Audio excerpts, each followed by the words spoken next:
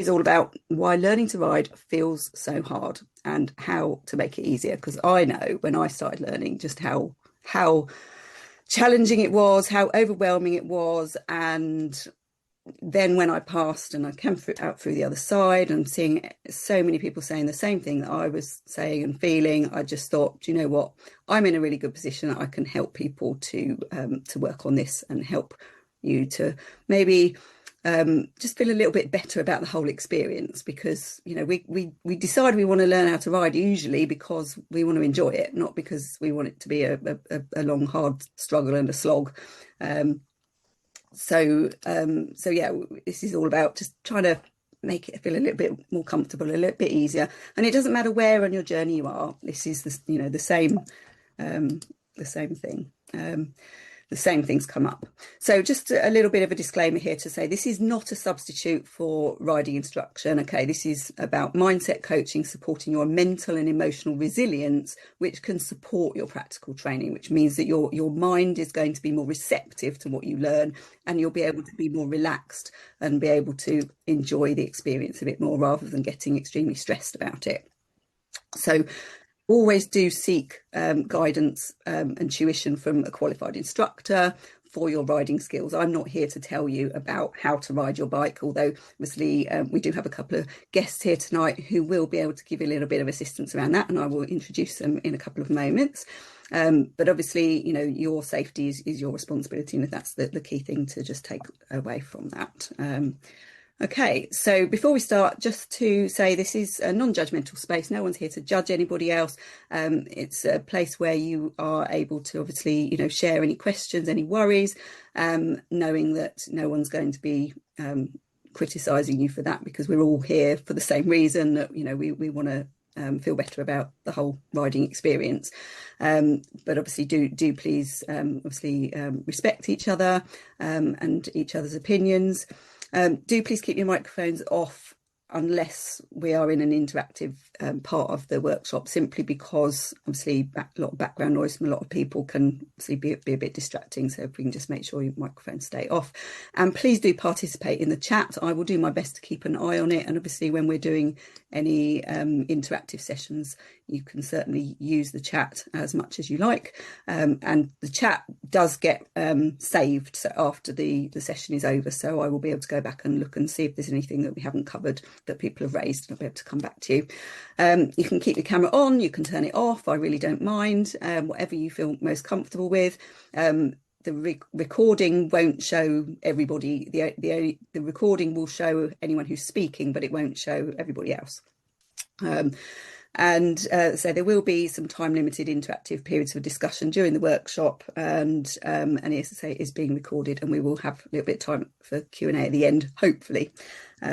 We'll just have an excuse. So just thinking about where you are now, most people, when they come to me, they're kind of in a position where they want to ride safely and calmly, want to be able to enjoy the freedom, be able to trust themselves, but are really having a struggle. And they might also be preparing for tests and think, well, I've got my Mod 1 coming up, or Mod 2 coming up, or I want to do my CBT, and I'm just dreading it. And that's not really a nice place to be. And obviously you might be saying to yourself over and over again, I can do this, but actually not really believing it. And then you might find that you get the kind of like real nervous system response of like your racing heart rate and your body tensing up and your mind going blank, and you're just questioning, why am I doing this? And you're just maybe not enjoying it like you thought you would. And maybe you're even in a position where you might want to give up. And obviously that's not great, especially if you've had some negative experiences, whether that's been a close shave, or whether something actually has happened, whether you've had an accident or someone else who has. These all challenge our confidence and our self-belief, and our nervous system can then go on really super high alert. And we talked about that in the last workshop. So if you haven't seen the last workshop, I would highly encourage you to go and look at it. So question for you, that I will sort of answer for you, is, can you really achieve your goal of learning how to ride a motorbike to a sufficient standard that you feel safe enough to actually enjoy it? That may be what you're asking yourself if you're in this position where you're struggling with the learning experience. So my answer to you is yes, absolutely you can.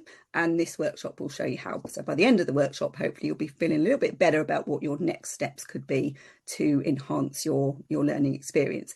Now, I'm not just talking about being a beginner here. I'm talking about people who may be returning to riding after a break, or maybe have got settled in their ways and perhaps want to return to learning because they perhaps think that they developed some habits that they want to kind of overcome.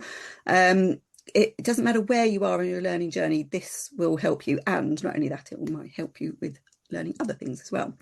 So very quickly, what we covered last time, we talked about how to manage your nerves so you can actually enjoy the ride. And we talked about what happened when your nerves sort of go out above a level that's comfortable, how that can really impact on your riding, what's actually going on with your nervous system to make that happen, and how we get stuck in this fear loop, and that can kind of really hold us back. And we talked about managing risk as a way of reducing and breaking that fear loop and giving you some practical mindset shifts to feel calm, safe and in control. So those things are really important to take into this. So if you haven't watched the previous workshop, I would highly recommend that you do. This time we are going to be looking at why your brain can struggle to take in new skills when you're learning under pressure. What are the factors that get in the way of your learning? How your nervous system can block the learning and how to calm it down, and practical mindset shifts to help your progress feel smoother and faster. So that's what we're going to be covering. And as I say, this isn't just about learning how to ride a motorbike. This can help you with learning anything. I'm a bit joined tonight already by Lisa and Colin, who are riding coaches from RideWise Pro. And I'm going to let them obviously tell you a little bit about who they are and what they do in a little while when we get to the appropriate point in the workshop. But they are going to be telling you about advanced training and are here to answer any burning questions you might have. And as I said earlier, if we don't get through all of the questions in the workshop, we will make sure that they get followed up. So look out for that. So what this workshop is not is motorcycle training or instruction, but I would say you can never have enough good quality training, and I know that Colin and Lisa would agree with me on that. What this workshop is training on managing your mind and your nervous system so that you can get the best out of your learning and practice. So all the time and money that you've invested in your training, or perhaps are continuing to invest in your training, you want to make the most of it by being ready and open for that learning, rather than it kind of all getting stuck in your brain because you're uptight and can't relax. And as I say, this can be applied to any learning at all. So a little bit about me. I'm not going to talk lots about me, but just to kind of give you the sort of the background as to who am I to be able to kind of give you some support with this. So my career, I've had a long career in the public sector, mostly as an NHS senior manager, but I also have worked as a firefighter and as a prison officer. I currently work and have worked for the last 5.5 years running my own business as a mindset coach, and I also have additional qualifications in teaching and personal training, so I very much understand the learning process. I'm also a marathon runner, and I also started riding a motorcycle 2 years ago when I turned 50, and I found it really hard. So I have been through, and I'm still learning, I believe we never stop learning. And so I very much know what it feels like, and I also understand the importance of building a resilient mindset. So I want to help you to feel more comfortable about your learning too. And you can follow me on Instagram if you want to see my personal journey, or also follow my tips on Instagram. Okay, so let's just hear from you for a minute in the chat or on camera, whatever you prefer. When it comes to learning to ride at any stage, what do you think are the biggest struggles that you have? And I just want to say, please really try and focus in on yourself rather than perhaps other people, or whether that be friends, family, instructors or whatever, because this is really about how we respond to those things. So if anybody has anything they would like to share either in the chat or on camera about what they struggle with the learning. Anybody got anything they'd like to share? Just keeping an eye on the chat. Confidence and ability. Yeah, it's about that trust, isn't it? With, the two have to go together. You have to know what to do, but you also have to trust that you are going to be able to do it when it matters. ADHD and menopause and being 50, yeah. bad past experience, lack of confidence after a minor off, translating instruction into action. Yeah, yeah, yeah. Getting to the bottom of the road, I'm fine after that. Yes, absolutely. It's that little warm-up time we need, isn't it? Not had a bike for a while. Yeah, and obviously having a break, we do get rusty. Even people who've been riding for like 30 odd years tell me that, they have a few weeks off and it feels weird getting back on. So many things, how important it is for own self-worth to pass. Yes, and pressure we put ourselves on. Absolutely. We do, I think, put so much pressure on ourselves. Yeah, being watched. Yeah, yeah, absolutely. Local roads are different. Yeah, and that's it, is really when you know your own roads and when you don't know the roads, that can really impact on confidence. Feeling judged, absolutely, that is a big one, and I'll be talking about that in a little while. Brilliant. Anybody else before we move on? Pressure for perfection, training for advanced tests. Yes, yeah, I'm sure Colin and Lisa will be able to help you with that one, because that is, I think, something that a lot of people struggle with. So brilliant. Well, I think there's quite a good range of answers there, but I think the themes are all quite similar in terms of it's that kind of trust in yourself, trust in the process, trust in your bike, and all of the environment and other kind of impacting factors which we will be looking at. So thank you. Okay. So learning to ride at any stage, what do we go through? So obviously, we have the formal instruction, which is, obviously we start with our CBT. Those of us who, I think, can't remember what year the CBT came in, but it's obviously a relatively recent thing. And then we have mod 1 and mod 2. Obviously, depending where you're at in sort of like age range. But obviously over 24s, it's the full license. Might be returning to riding, might be doing some refreshers, might be doing some advanced training, and obviously there's lots of options out there now, which is great. And obviously Colin and Lisa will be telling us a bit more about that in a little while. Obviously regular practice is absolutely essential for developing our skills, because if we don't practice, we don't get better. It's the same with anything. Obviously there's the theory side of things. We've got to obviously know the highway code and hazard awareness, and we'll get tested on that as part of our learning.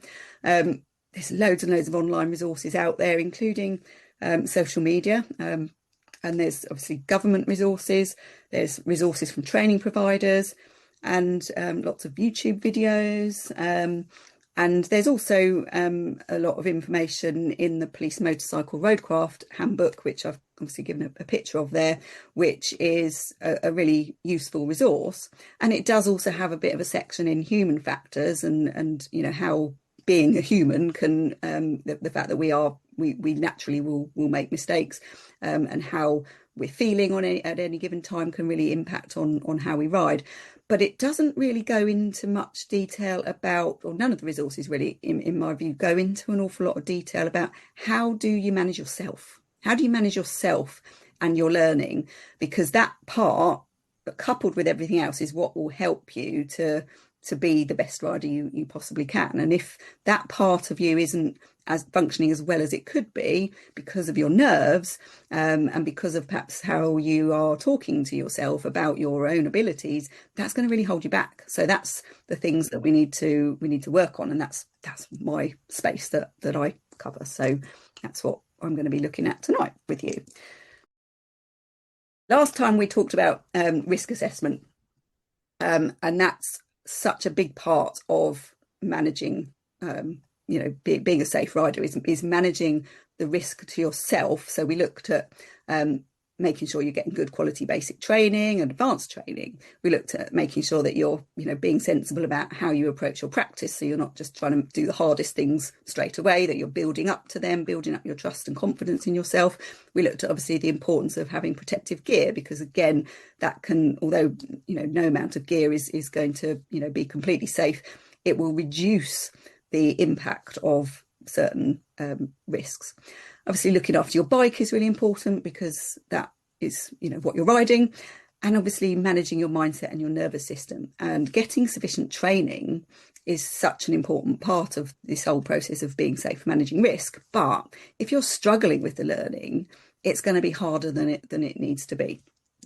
So But why is this? So learning to ride for some of us isn't just hard, it's actually really, really overwhelming. And certainly my experience was trying to do my whole CBT in a single day was just way too much for my brain. I had to break it down into several sessions.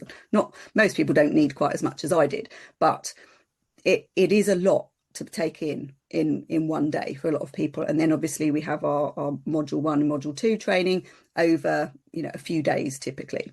So of course, if you're trying to go into this and you don't feel ready, your nervous system is going to be on high alert. And if someone's saying you just need to relax, that's really surface level. It's not actually going to do anything underneath. It's not going to help you to trust yourself.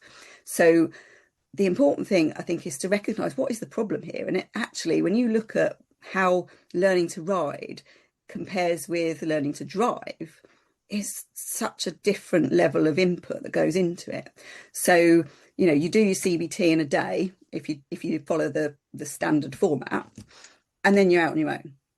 And then you do mod 1 and mod 2 in the standard format in a few days, and then you're out on your own. And yet, on a motorcycle, the risk is so much greater than in a car. And yet we have driving lessons of 1 to 2 hours at a time, typically. And the average person, according to the DVLA, the average person learning to drive has 45 hours of lessons and 22 hours of practice. And yet on a motorbike, we get a fraction of that, which is all the more reason why taking more lessons, more training after you've passed your test, I think is absolutely vital in terms of being able to trust yourself and be as safe as you can be, bearing in mind the risks that we talked about in the last session. So it's no wonder that we get overwhelmed when we're trying to take all of this information in a short space of time, and we don't have the time and the opportunity to let it embed before we're getting out there in traffic, on roads in different weather conditions and all of those things. And it takes time to build up that trust and confidence in ourselves. We've got to give ourselves that time. And even if we've already learned how to drive, it's still a big ask. I mean, I drove, it took me 9 months to learn how to drive 33 years ago, and then I started learning how to ride a motorbike.